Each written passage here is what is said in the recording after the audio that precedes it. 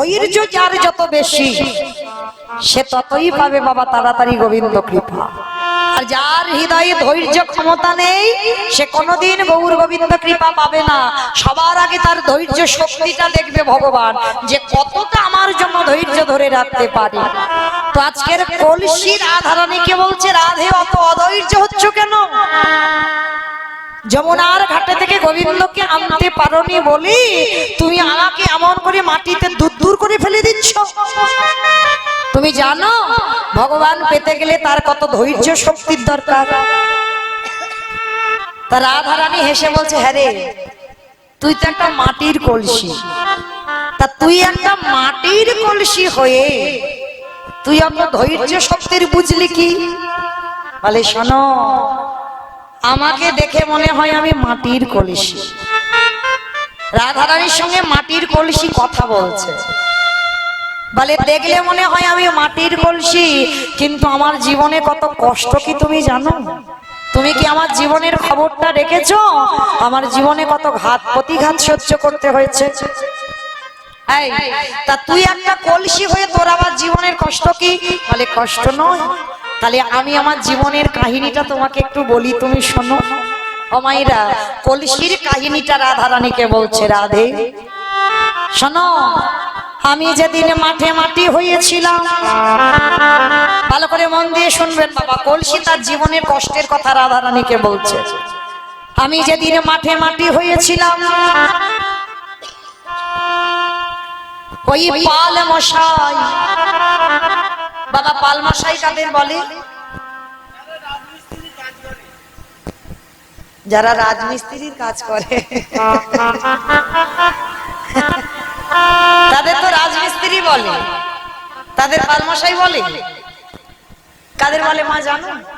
কাদের বলে? হ্যাঁ, যারা মাটির হাঁড়ি কলসি তৈরি করে তাদেরকে চলতি কথায় বাবা কুমোর বলা হয়, আর গ্রন্থের কথাই বলছে পাল মশাই, মানে ভালো কথাই বলছে পাল মশাই, আর আমরা চলতি কথাই বলি ওদেরকে কুমোর। তাই যারা মাটির হাঁড়ি কলসি তৈরি করে, তো কলসি রাধারানীকে বলছে, শোনো রাধে, আমি যেদিন মাঠে মাটি হয়েছিলাম, ওই পাল মশাই মাথাতে ঝোড়া কোদালে লয়ে ওই মাঠ থেকে মাটি কেটে মাথায় তুললো। মাটির মনে মনে কত আনন্দ। এই গরম কষ্ট সহ্য করতে না পেরে পাল মশাই বুঝি আমার কষ্টের কথা ভেবে আমার মাথায় তুলে বাড়ি নিয়ে যাচ্ছে। কিন্তু বাবা তারে পরে দেখে তা নয়, তা নয়। এইবার ঝোড়াতে করে যখন মাটি মাঠ থেকে কেটে বাড়িতে নিয়ে গেল, দুম করে ফেলে দিল উঠোনে। আর যেই না উঠোনে দিল, তারপরে বাবা লোকজন বালতি বালতি করে জল এনে ওই মাটির উপরে দিচ্ছে। আচ্ছা বলো তো মা, এই যে বৈশাখ জ্যৈষ্ঠের মাসে কত রোদ, কি গরমটা গেল, আর এই গরমে যদি বাবা কেউ গরম থেকে আসে আর এক গ্লাস ফ্রিজের জল দেয়, কিরকম আরাম হবে, কত তৃপ্তি হবে না? তা মাঠ থেকে মাটি কেটে এনে যেই না মাটি উঠানে দিল, সবাই বালতি বালতি জল ঢালছে মাটির উপরে। মাটি কেঁদে কেঁদে বলেছিল, হাই ভগবান, তুমি আমার কষ্টের কথা ভেবে আজ বাড়িতে এনে তুমি আমার গায়ের উপর জল ছিটিয়ে দিচ্ছ। তারপরে দেখে বাবা তা নয়, তা নয়, মানে জলটা তো দেওয়া হয়ে গেল, এবার মাটিটা নরম হয়ে গেল। আর যেই নরম হলো, এইবারে বাড়ির লোকজনে সবাই মাটিটা মারাতে লাগলো। মাটি কেঁদে কেঁদে বলি, ভগবান আমি মাঠে ছিলাম ভালো, কে বলেছিল তোমার এত ভালো কাজ করতে? এ তো দেখছি আমার আরো দ্বিগুণ জ্বালা। এইবার মাটি যখন একেবারে মিহি হয়ে গেল, ওই কাকড় বালিগুলো আলাদা করে বের করে দিল। তারপরে দেখি তা নয়, তা নয়, এইবার একটা চরকায় বসিয়ে দিল মাটিটাকে। এইবার চরকাটা মন মন মন মন মন মন মন করে ঘুরছে। মাটি কেঁদে কেঁদে বলে, ভগবান আমি মাঠে ছিলাম ভালো, এতে দেখলাম মাটির থেকে আরো জ্বালা যন্ত্রণা বেশি। এইবার ওই চরকাতে ঘুরিয়ে কলসি তৈরি হয়ে গেল। এখনো দেখে তা নয়, তা নয়, এইবার ওই কলসিটা সারি সারি ভাবে রোদে শুকাতে দিল। এগো রংটা ছিল কালো, হয়ে গেল ফর্সা। একেবারে রোদে পুড়ে যেন সাদা মতো হয়ে গেল, কালো ছিল সাদা হয়ে গেল। তারপরে দেখে তা নয়, এখনো বাকি আছে। বারান্দায় জ্বলন্ত আগুন দাউ দাউ করে জ্বলছে। এইবারে ওই প্রখর রোদে থেকে কলসিগুলোকে একটা একটা করে ওই আগুনের মধ্যে সারি সারি ভাবে সাজিয়ে দিল। জ্বলন্ত আগুনে দাউ দাউ করে জ্বেলে দিল। ওই আগুনে কেউ ফেটে গেল, কেউ চটে গেল। আরে যারা যারা রয়ে গেল, আগুনে পুড়ে যারা ফেটে গেল ওদের তো শেষ, আর ওদের কোনো কাজ নেই। কিন্তু যারা রয়ে গেল, পালমাশাই কি করে, আগুন থেকে বের করে একবার করে চাপড়ে দেয়। চাপড়ে দিয়ে দেখে কলসিটা কত পোড়ে খেয়েছে। দেখলো বাবা বেশ ভালো পোড় খেয়েছি। এইবার পালমাশাই নিয়ে গেল বাজারে বিক্রি করতে। কলসির দোকানে সারি সারি ভাবে সাজানো হলো। ওদিকে বিশ্বভানু রাজার মেয়ে রাধারানী মেলায় এসেছে। আর মেলায় এসে বাবাকে ডেকে বলছে, বাবা ওই দেখো কলসিটা কি সুন্দর, তুমি আমায় কিনে দাও, আমি যমুনার জল আনতে যাব।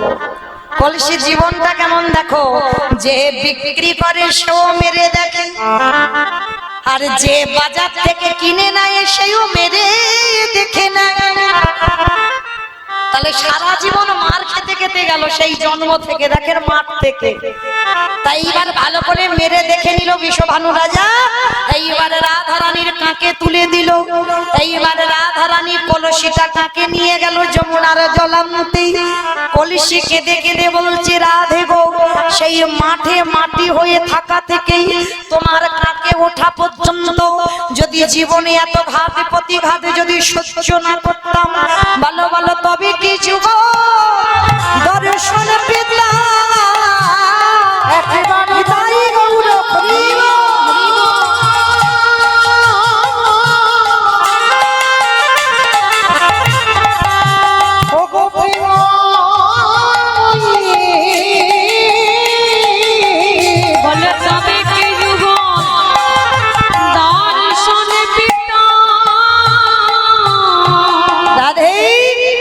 তাহলে বলো, এত ধৈর্য শক্তি আমার আছে, তারপরে তো তোমার কাঁকে উঠলাম, তারপরে আমি আমার রাধা গোবিন্দ যুগলে দেখতে পেলাম। তাহলে বাবা জগৎকে ভগবান বোঝাতে চাইলো কি, আগে তোমার ধৈর্য শক্তিটা থাকতে হবে। এই ধৈর্য শক্তি থাকলেই তোমার গৌর গোবিন্দ কৃপা মিলবে। এই কথা বলতে গিয়ে বাবা একটা কথা মনে পড়ে গেল, একটুখানি বলি। আচ্ছা বলো তো, মহাভারতের যুদ্ধ কতদিন হয়েছিল? 18 দিন। পূর্ণ হয়নি, 17 দিন এক বেলা, এক বেলাটার যুদ্ধ হয় 17.5 দিন। এই 17.5 দিনে যুদ্ধ হলো। তো যুদ্ধ শেষ করে ভীম আর অর্জুন মানে দুই ভাই, এরা দুই ভাই বাবা ঝগড়া বেঁধে গেছে। কিরকম ঝগড়া? ভীম বলে আমার জন্য জয়, আর অর্জুন বলে আমার জন্য জয়। আর এই দুই ভাই যখন ঝগড়া বেঁধেছে বাবা, এমন ঝগড়া মানে হাতাহাতি হতে যাবে। তেমন সময় ভীম আর অর্জুন দুই ভাই হঠাৎ হাতাহাতি বেঁধে যাবে। হঠাৎ পিছনে একজন বাবা খিলখিল করে হাসছে। আমাদের ভাইয়ের ব্যাপার, আমাদের পরিবারের ব্যাপার, আমাদের ফ্যামিলির ব্যাপার, কাটাকাটি করি, মারামারি করি, খুনোখুনি করি, যাই করি না কেন, তোরা ওই রকম হাসছিস কেন? কে তুই? তার পিছনে যে হাসছিল সে বলছে, শোনো, তোমরা দুই ভাই আমাকে চেনো না, কিন্তু আমি তোমাদের দুই ভাইকে খুব ভালো করে চিনি। ও বাবা, আমি ওকে চিনি না, ও নাকি আমাদের দুই ভাইকে চেনে। আরে কি করে চিনলি? বলে শোনো, শুধু তোমাকে নয়, আমি তোমাকে চিনি, তোমার বাবাকে চিনি, তোমার দাদুকে চিনি, তোমার গোটা বংশকে চিনি। আমার গোটা বংশ কি চিনিস? বলে হ্যাঁ। তুমি একটু মিলিয়ে নাও।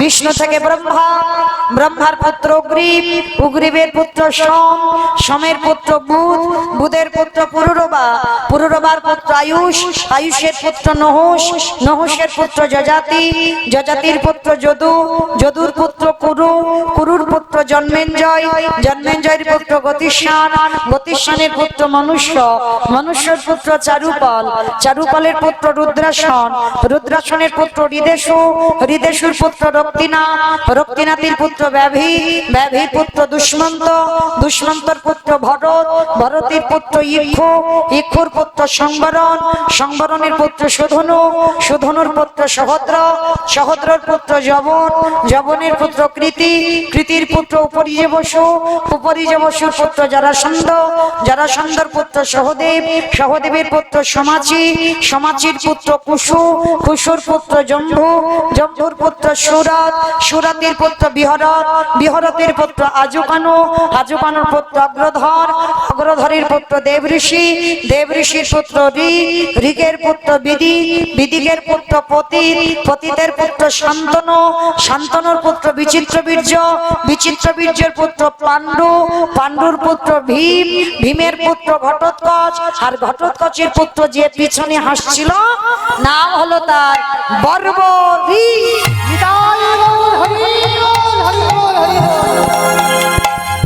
এত বড় বংশের ছেলে তিনি আজকের বাবা পিছনে দাঁড়িয়ে দাঁড়িয়ে হাসছে ভীম আর অর্জুনকে দেখে, ভীম আর অর্জুনকে দেখে বলছে এই যে শোনো শোনো শোনো, দাঁড়া, দুই ভাইয়ে ঝগড়া করো না, শোনো যুদ্ধটা তো আমি দেখেছি, আমি জানি।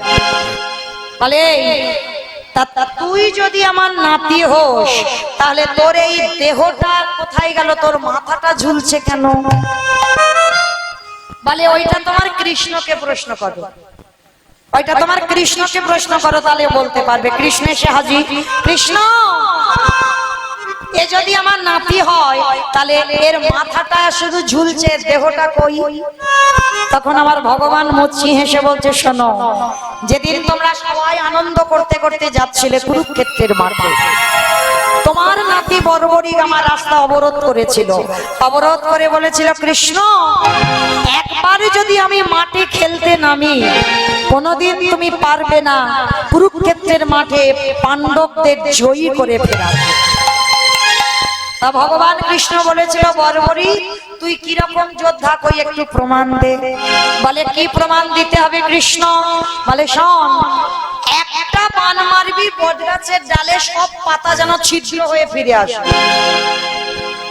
বলে কৃষ্ণ এ তো সোজা ব্যাপার, আর যেই না বাবা একটা বান মেরেছে বর্বরী, মানে পাতা সব ছিদ্র হয়ে বান রিটার্ন ফিরে এসেছে। ভগবান মুচকি হেসে বলছে বর্বরী কই সব পাতা ছিঁড়েছিস? বলে হ্যাঁ। বলে ভালো করে দেখে নাও সব পাতা ছিদ্র হয়েছে। আর ভগবান আড়ালে দাঁড়িয়ে বাবা মুচকি মুচকি হাসছে। বর্বরী বলছে কৃষ্ণ তুমি হাসো কেন? বলে হাসবো না, গাছের পাতা ছিঁড়েছিস কিন্তু চারটে পাতা ছিঁড়তে পারিসনি। বলে চারটে পাতা কোথায়? বলে কেন দুটো আমার হাতের তলায়, দুটো আমার পায়ের তলায়। বলে কৃষ্ণ হাসবে পরে, আগে দেখে না। যেই না করুণার হাতটা খুলেছে দেখে না হাতের তলার পাতা দুটো ছিদ্র হয়ে গেল। যেই না চরণটা সরিয়েছে দেখে না চরণের দুটো পাতা ছিদ্র হয়েছে। ভগবান চমকে উঠল, কি এর হাতের তলায় যাকে রেখে দিয়েছে তাকে ছিঁড়ে দিল, পায়ের তলায় যাকে রেখে দিয়েছি তাকে ছেড়ে দিল, তাহলে এ বেটার হাত থেকে তো পাণ্ডবদের বাঁচানো যাবে না। তাহলে কি করব? ভগবান বলছে বর্বরী একটা কথা বলবো, তোর দাদু তো ভীম, তুই ভীমের দলে না গিয়ে তুই দুর্যোধনের দল ধরলি কেন? বর্বরী বলছে কৃষ্ণ ওই প্রশ্নের উত্তর দেওয়ার টাইম এখন আসেনি, তবে আমি দেব যদি কোনোদিন সময় হয়। আমি বলবো কেন দুর্যোধনের হলাম, কেন আমি আমার দাদুদের হলাম না। ভগবান মনে মনে চিন্তা করলেন এ বেটাকে বাঁচিয়ে রাখা যাবে না, এ বেটা যদি বেঁচে থাকে তাহলে বাবা আমি কোনোদিন পাণ্ডবদের জয়ী করাতে পারবো না। একে কোনো মতেই বাঁচিয়ে রাখা যাবে না। ভগবান বলছে বর্বরী সেই তো মাঠে খেলবি, এবার আমার সঙ্গে একটু যুদ্ধ কর। ভগবান ইচ্ছা করে বর্বরীকের সঙ্গে যুদ্ধ করছিল বাবা, আর সুদর্শন চক্রকে আহ্বান করে ওই সুদর্শন চক্র দিয়ে বর্বরীকের মস্তকটা ছেদন করে দিল। আর যখনই বর্বরীকের মস্তকটা ছেদন হয়ে গেল, বর্বরীকের কাটা মুন্ডুটা ছটফট করছে, কই কৃষ্ণ, কোথায় কৃষ্ণ, কোথায় প্রাণ সখাতে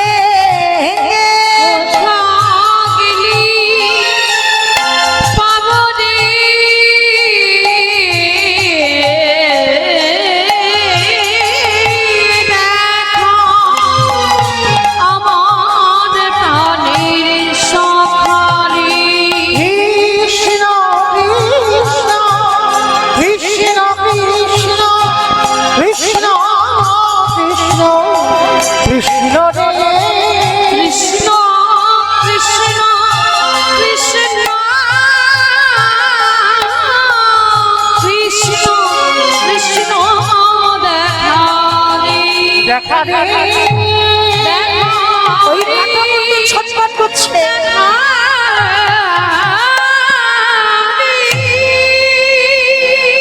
যখনই কাটা মুন্ডুটা ছটফট করছে, ভগবান কাটা মুন্ডুটা নিয়ে বলছে বর্বরী তুই কৃষ্ণ ভক্ত কেন বললি না? বর্বরী বলছে কৃষ্ণ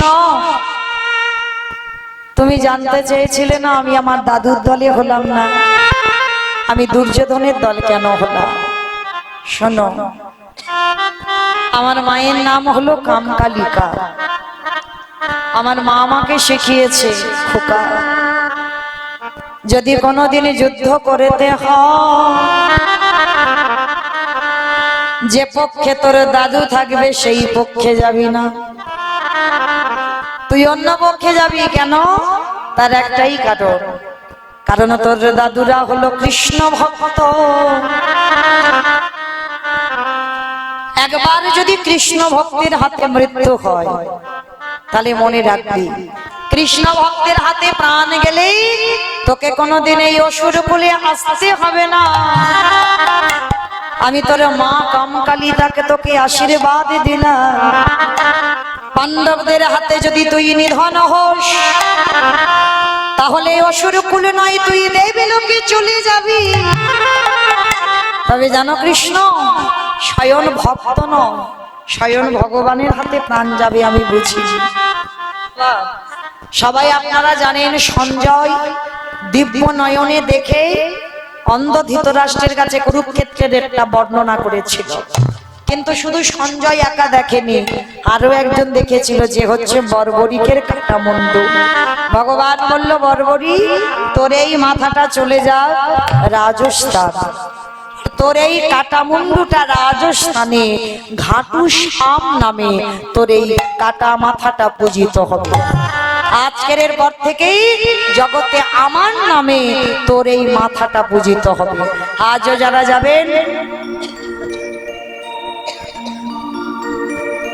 রাজস্থানে গিয়ে দেখে আসবেন বর্বরীকের কাটা মুন্ডুটা ঘাটু শ্যাম নামে পূজিত হচ্ছে। তাহলে মায়েরা বলেন তো এই যে বর্বরীকের কৃষ্ণ প্রাপ্তি হলো কার জন্য হয়েছিল? শুধুমাত্র তার মায়ের জন্য। মায়ের সৎ শিক্ষাটা দিয়েছিল, আর বর্বরী ঠিক ধৈর্য ধরেই ভগবানের চরণ আঁকড়ে বসেছিল। তাই তো আজকের অন্তিম সময় আজকে আমার ভগবানের চরণ প্রাপ্তি হয়ে গেল। তাহলে বাবা মনে রাখবেন এই জগতের সংসারে ভগবানকে পেতে গেলে সবার আগে ধৈর্য ক্ষমতার দরকার, আর ওটা যদি থাকে অবশ্যই তার কৃষ্ণ কৃপা হবে। তাই আজকের লীলায় কলসি রাধারানীকে শিক্ষা দিল রাধে ধৈর্যে কৃষ্ণ পাওয়া যায়, অধৈর্য হলে কৃষ্ণ মেলে না। তাই এবার রাধারানী বলছে হ্যাঁ রে কলসি তোর জীবনে এত ঘাত প্রতিঘাত আমার তো আগে জানা ছিল না, চল আজকে আর আমি ফিরবো না, চল আমি তোকে নিয়ে ঘরে যাই। তো আজকে রাধারানী ঘরে ফিরেছে, আর মায়েরা রাধারানীর বাপের বাড়ি থেকে একটা যৌতুক দিয়েছিল, মানে সোনার কলসি, মানে কোনো মাটির কলসি নয়, পিতলের কলসি নয়, সোনার কলসি যৌতুক দিয়েছিল বিশ্বভানু রাজা রাধারানীর বিয়েতে। আর প্রতিদিন রাধারানী সোনার কলসিতে করে জল আনতে যেত, আজও গেছে। তো জানো এই সোনার কলসিটা জল আনতে গিয়ে রাধারানীর হাত থেকে কলসিটা কখন ছেড়ে চলে, ভালো করে বুঝবেন বাবা। তা যেই না খালি হাতে ফিরেছে, ললিতা, বিশাখা, ইন্দ্ররেখা, সখীগণ সবাই এসে বলছে, রাধে এই কলসিটার কত মূল্য তুই জানিস? নয় তোর বাবা তোকে যৌতুক দিয়েছে, তাহলে সোনার কলসিটা তুই হারালি কি করে? আচ্ছা বাবা ঠাকুর এই জায়গাটা একটু বুঝবেন। এই আমরা যখন বাবা অল্প রোজগার করি, হয়তো একটু হাতে আংটি পরার ইচ্ছা হয়েছে, কিন্তু কম রোজগার, তখন কি করি? একটা বাবা ওই পিতলের আংটি বা তামার আংটি ব্যবহার করি, মানে শখ হয়েছে একটা আংটি পরবো, একটা পিতলের আংটি বা তামার আংটি ব্যবহার করি। আচ্ছা বেশ কিছুদিন তামার আংটিটা ব্যবহার করতে করতে যদি ভগবান একটু দিন দেয়, যদি একটা রূপোর আংটি বানাতে পারি, তাহলে বলেন বাবা আর কি তামার আংটি ভালো লাগবে? কি মা ভালো লাগবে? তখন তামাটা ফেলে দিয়ে রূপোর আংটি পরবে। আচ্ছা সেই রূপোটা ব্যবহার করতে করতে বেশ কিছুদিন পরে বাবা যদি একটা কেউ সোনার আংটি বানায়, তাহলে রূপো আর ভালো লাগবে? লাগবে না। রূপোর আংটিটা খুলে দিয়ে একখানা সোনার আংটি ব্যবহার করবে। আর এই সোনা ব্যবহার করতে করতে যদি গৌর গোবিন্দ কৃপায় রোজগার ভালো হয়, ব্যবসা ভালো হয়, যদি বাবা কেউ একটা হীরের আংটি করে, কি বাবা আর ভালো লাগবে? সোনার রূপো কিচ্ছু ভালো লাগবে না। সোনার রূপো ফেলে দিয়ে একটাই আংটি পরবে, কিন্তু বাবা সেই হীরের আংটি পরে থাকবে। তা ললিতা বিশাখারা বলে বলেন, এই সত্যি করে বল, সোনার কলসি যে তোর হাত থেকে ছেড়ে গেল, তাহলে সোনার থেকে আর কি এমন মূল্যবান জিনিস দেখলি যে সোনার কলসি ফেলে দিলি? তাহলে আমার মনে হয় সোনার থেকে আরো মূল্যবান কোন জিনিস দেখেছিস? রাধারানী বললেন, ললিতা আমি সোনার থেকে আরো মূল্যবান জিনিস দেখলাম। কি দেখেছিস সেইটা তুমি জানতে চাইছি, যে সোনার কলসি ছেড়ে চলে গেল, তাহলে কি দেখেছিস? বলে ললিতা ওই যমুনার ঘাটে ওই কদম মূলে আমি যে রূপের মানুষ দর্শন করিলাম, ও যে সোনার থেকে আরো মূল্যবান। আরে ওই রূপে আমার যেই না নয়নে গেল, সঙ্গে সঙ্গে আমার হাতের সোনার কলসিটা ছেড়ে চলে গেল। ওই রূপে নয়ন দিয়ে দাঁড়িয়ে থাকতে থাকতে আমার নয়ন কুম্ভ ভরে গেল। নিতাই গৌর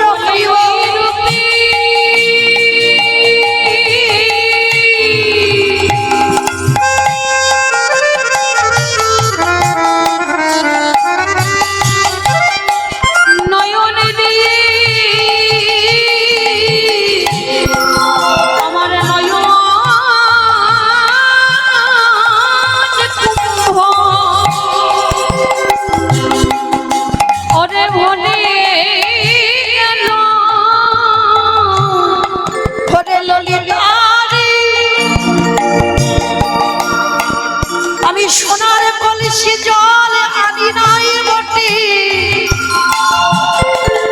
কিন্তু আমি যে রূপের মানুষ দর্শন করিলাম,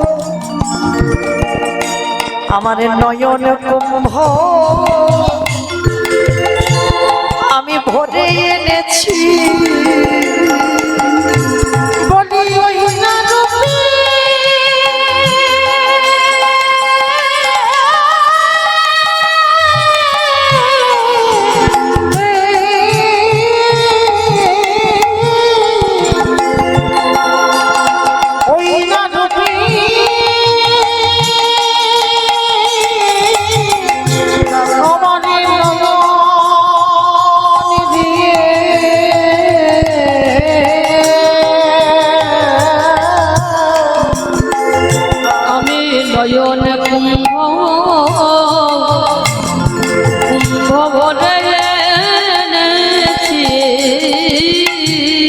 আস্তে ও মাইরা, সত্যি যদি কেউ আমার কৃষ্ণকে ভালোবাসে, একবার তার ওই রূপে নয়ন দিয়ে দেখেছো?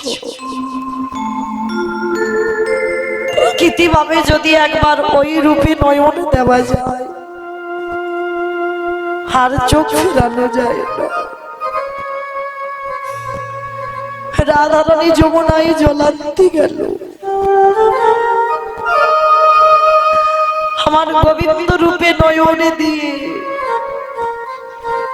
কলসি জল আনেনি, কিন্তু দুটো নয়ন কলসি জল ভর্তি করে সখীদের কাছে এসে বলছে, সখী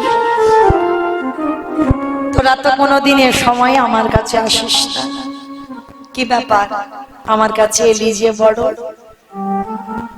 ললিতা, বিশাখা, ইন্দুরেখা, চম্পকলতিকা, রঙ্গদেবী, তুঙ্গবিদ্যা, অষ্টসখী সবাই বলছে, রাধে আমরা হরি দাসীর বদনে হরি কথা শুনতে বড় ভালোবাসি।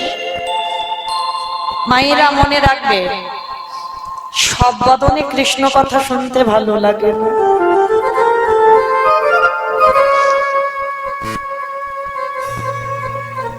একের দেখা অন্যের বলা,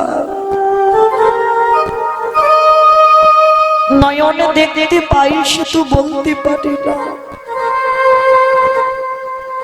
বদনে বলতে পারি শুধু দেখতে পাই না।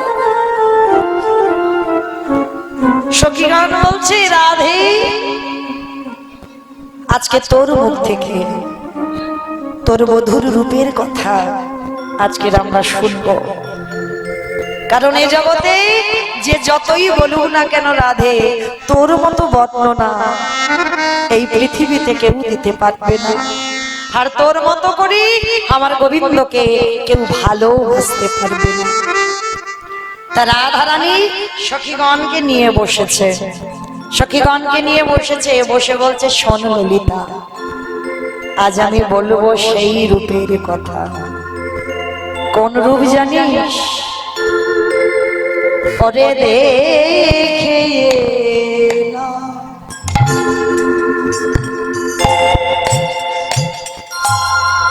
তারে গোসা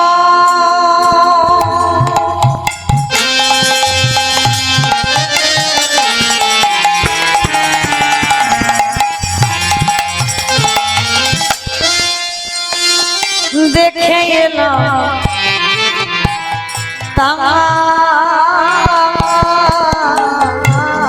তারে, ওরে দেখে এলাম তারে দিশা,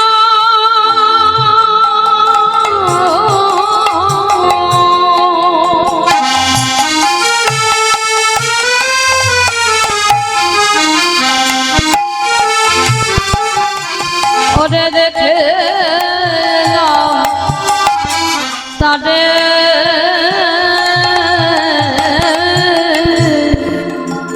ওগো একই অঙ্গে কত না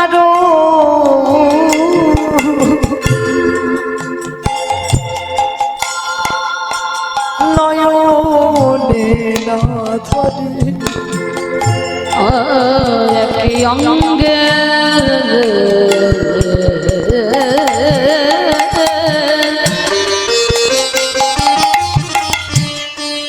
কত নারু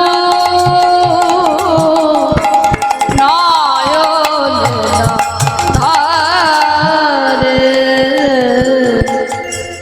সখী আগে বদনে বলা যায়, সখী আগে বদনে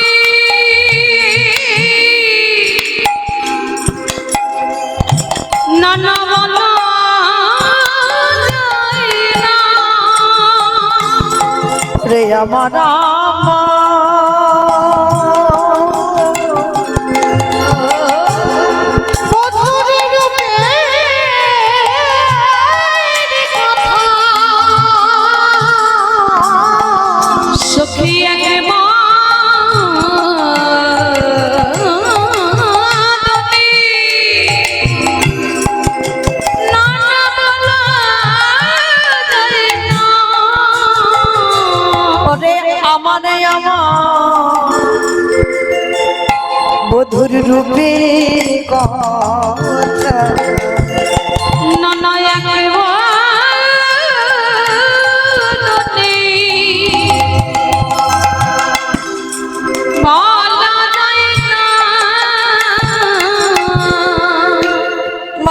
ললিতা রে, ওরে ললিতা রে, ওই বিধাতা যদি আমার মিনের নয়ন দিত, আমায় নয়ন দিত। বাবাইরা মিনের নয়ন মানে মাছের চোখ। রাধারানী বিধাতার কাছে চাইছে যেন আমার মাছের চোখ যদি হতো। মাছের চোখ কেন চাইছে বাবা? দেখবেন যারা মাছ দেখেছেন মাছের চোখে কিন্তু কোনো পলক নেই। রাধারানী বললেন ললিতা রে, ওই গোবিন্দ রূপী দেখতে দেখতে আমার চোখের পলক পড়ে যায়। আমি আগে পলকে আমার গোবিন্দকে দর্শন না করি, আমি এক পলক না দেখে থাকতে পারি না। তা বিধাতা কেন আমার এই চোখটা দিল? চোখ যদি দিল আমার মাছের চোখ দিতে পারতো, পলক দিল কেন? যখনই পলক পড়ে যায় আমি গোবিন্দকে দেখতে পাই না। ললিতা রে, ওরে ললিতা রে, আমার কি মনে হয় জানি, আমার কি মনে হয় জানি, যদি বিধাতায় আমার মাছের চোখ দিত তাহলে আমি অপলক নয়নে ওই রূপ দর্শন করিতাম। সখী, তবে তোরা যখন এলি আমি বলবো, তবে জানিস আমি যে রূপটা দেখেছিলাম সেই রূপে কি ছিল জানিস? পরে বেঁধেছে বিনোদ চূড়া,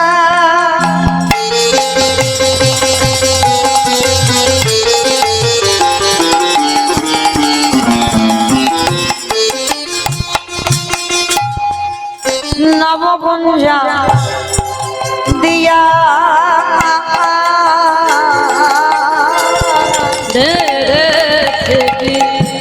বিনোদ চূড়া,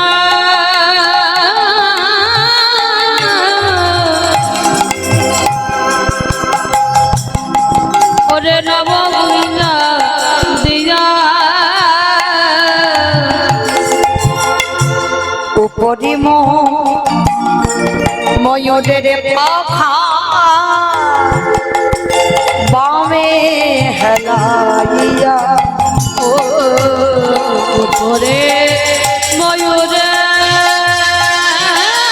পাখা বামে হেলাইয়া, আবার উপরি ময়ূরের পাখা বামে হেলাইয়া, আমার উপরে ময়ূরের পাখা বামে হেলাইয়া, চূড়া বামে দেখে হেলে আছে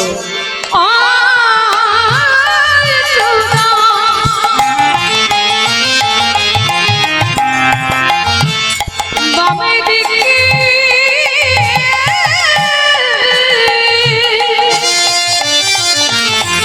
সদাই হেলিয়াছি, বলি কত সাধে মায়ের বাঁধা চূড়া, চূড়া বামে দিকে হেলে আছে। আস্তে বাবা ঠাকুর গোবিন্দের মাথায় চূড়া আছে বটে। মাইরা, এই লীলাটা কোনো কাহিনী কিন্তু নয়, এই লীলাটা হচ্ছে বর্ণনা। মানে রাধারানী সখীদের কাছে বর্ণনা করছে যা যা দেখেছে আমার ভগবানের রূপের মধ্যে।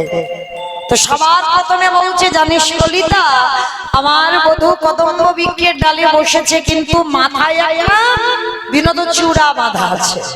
তবে শোন, সেই চূড়াটা বাঁধা আছে আমি দেখলাম, কিন্তু চূড়া ডান দিকে হেলেনি, পিছনে হেলেনি, সামনে হেলেনি, শুধু শুধু দেখছি বাম দিকে হেলে আছে।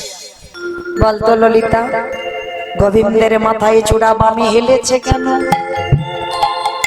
ললিতা বিশাখা বলছে, ওরাই বুঝলি না গোবিন্দের মাথায় চূড়াটা বাম দিকে কেন হেলে আছে? বলে ওদের দুজনের তো ঝগড়া হচ্ছিল। কাদের দুজনের জানো? ভগবানের চরণের নূপুর আর ভগবানের মাথার চূড়া, এই দুইজনের ঝগড়া হচ্ছে। নূপুর বলে আমি বড়, চূড়া বলে আমি বড়।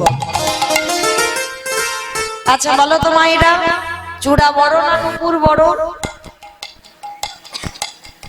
বলো, যারা যারা ঘুমাচ্ছ বলো তো দেখি একটু, যারা যারা ঘুমাচ্ছ বলো, চূড়া বড় না নূপুর বড়? চূড়া বড়। আমার ঠাকুমা বললো চূড়া বড়। বাহ, বুদ্ধি ভালো, কারণ ওটা উপরে আছে ওই জন্য ও বড়। কিন্তু না, শুধু লম্বা চওড়া হলে বাবা বড় নয়। হ্যাঁ, আজকের সবার আগে বাবা বলছে নূপুর বড়, কেউ বলছে নূপুর, কেউ বলছে চূড়া। কিন্তু হিসাব করে দেখা যাবে চূড়া বড় নয়, নূপুর বড়। কেন? এই জগতে যে জন রাধা মাধবের চরণের ধুলা পায়, এই জগতে যারা যুগলের চরণ ধুলা লাভ করতে পারে, ওগো এ জগতে তারাই ধনী, এ জগতে তারাই ধনী, বলি এ জগতে তারাই ধনী, যে জন যুগল লাভ করতে পারে। এ জগতে তারাই ধনী। মনে রেখো বাবা, বাহ্যিক জগতের টাকা পয়সা থাকলে তাদেরকে কিন্তু ধনী বলে না। মানে তিনতলা বাড়ি আছে, পাথর শুটিং করা ঘর, মানে আমি খুব বড় লোক না। ধনী তাকেই বলে যে জগতে কৃষ্ণ প্রেম সম্পদ অর্জন করে, এই জগতে সেই হয় একমাত্র ধনী। তো আজকের এই চূড়া নূপুরের মধ্যে দুইজনে ঝগড়া বেঁধে গেছে। নূপুর বলে আমি বড়, চূড়া বলে আমি বড়। তো বাবা, বেলি অবসান কাল, আমাইরা এই বেলি অবসান কাল কোন কালকে বলে গো? কোন কালকে বলে বেলি অবসান কাল? ভোরের বেলা। ভোরের বেলাকে নাকি বলে বেলি অবসান কাল। আমার তোমরা জানো ভোরের বেলাকে বলে? কেউ জানে না। জানো না? বেলি অবসান কাল মানে দিনের শেষ, সন্ধ্যার শুরু, এই সময়টাকে বলা হয় বেলি অবসান কাল। শ্রীমতী রাধারানী ঠিক ওই বেলি অবসান কালে কাকে কলসটা নিয়ে গেছে যমুনার ঘাটে জল আনবার জন্য। আর এই যমুনার ঘাটে গিয়ে বাবা দাঁড়িয়েছে, আস্তে আস্তে আস্তে, কথা নয়, যমুনার ঘাটে গিয়ে যেই না দাঁড়িয়েছে জল নেবার জন্য। আর জলটা নিচ্ছে কেমন করে? অগপূর্ণ জলে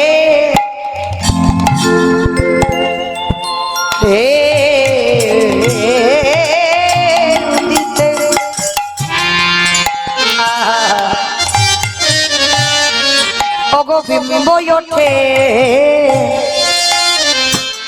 আচম্বিতে।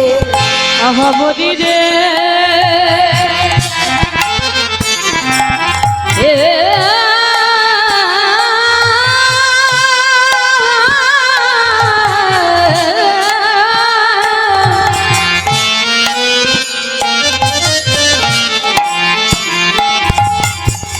আহাবরি রে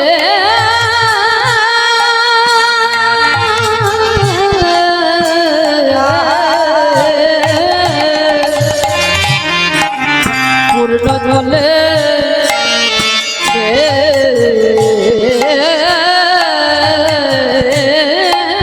দিতে বিম্ব ওঠে আচম্বিতে। আস্তে মাইরা, বিম্ব মানে বোঝো তো? বিম্ব মানে বোঝো? বোঝো না? এইগুলো হচ্ছে কৃষ্ণ লীলা, খুব কঠিন। এই বিম্ব মানে কি জানো? যখন দেখবেন বাবা আকাশে বৃষ্টি হয়, মানে খুব জোরে জোরে যখন বৃষ্টি পড়ে, আর বৃষ্টি যখন জলে পড়ে দেখবেন জলে একটু গোল গোল গোল গোল মতো ডুম্বুর ডুম্বুর হয় না? ওইটাকে মহাজনীরা বলছেন বিম্ব।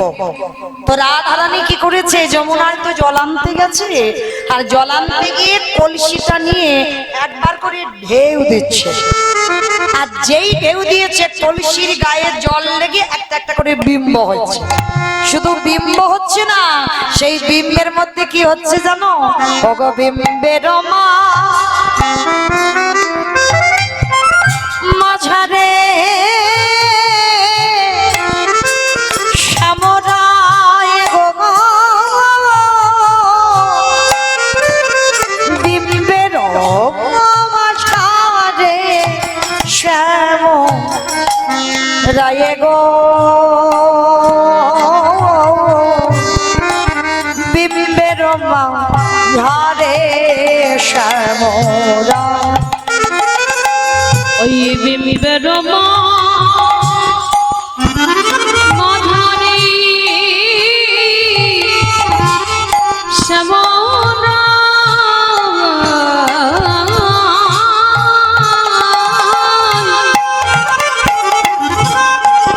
বিম্বের মাঝারে শ্যাম রায় গো বিম্বের মাঝারে শ্যামরা। আসলে অমাইরা রাধারানী দেখছি ওই একটা একটা করে বিম্ব হয়েছে, আর ওই প্রত্যেকটা বিম্বর মধ্যে শ্যামেনা গো দাঁড়ায়ে যাচ্ছে, দেখে শ্যামেনা গো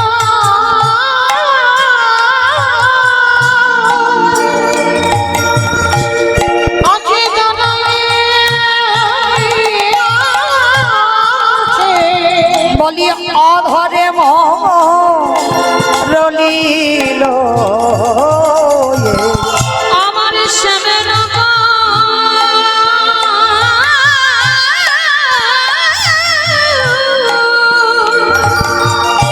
দেখো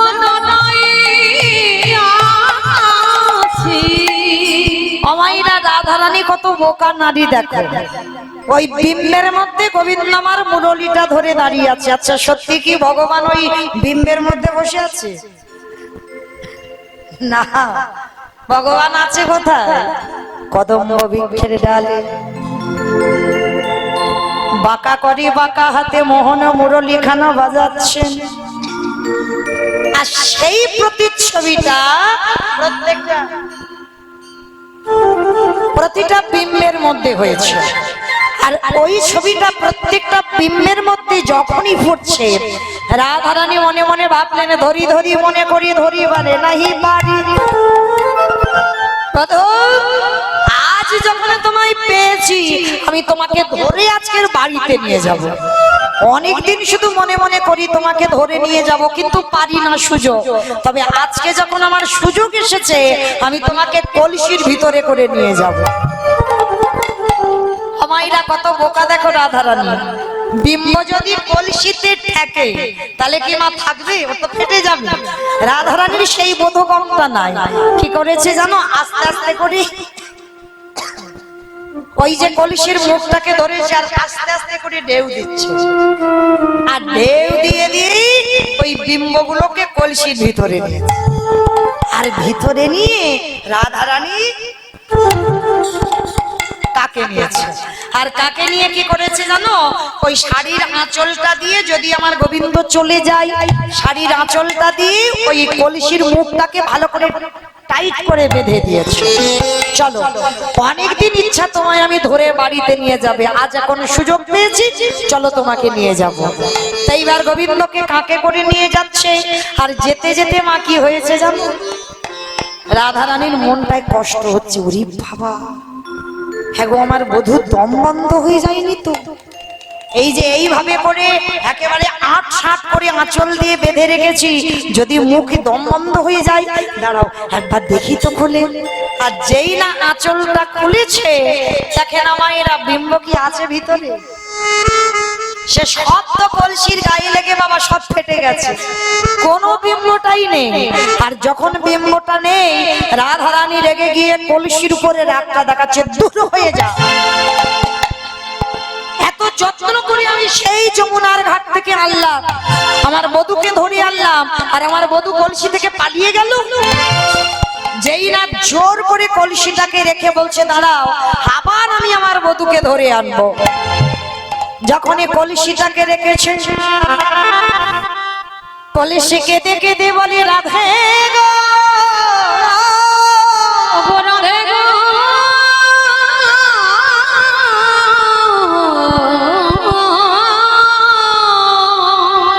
অত অধৈর্য হইও না, ধৈর্য কৃষ্ণে পাওয়া যায়, অধৈর্য হলে কৃষ্ণ মেলে না।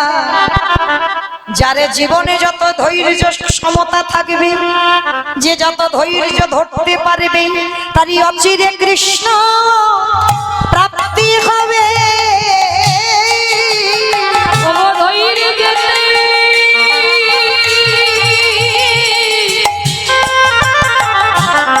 প্রাণে কৃষ্ণ মেলে, তারে অচিরে কৃষ্ণ প্রাপ্তি হবে। আস্তে, এই জায়গাটা মায়েরা খুব মন দিয়ে শুনবেন।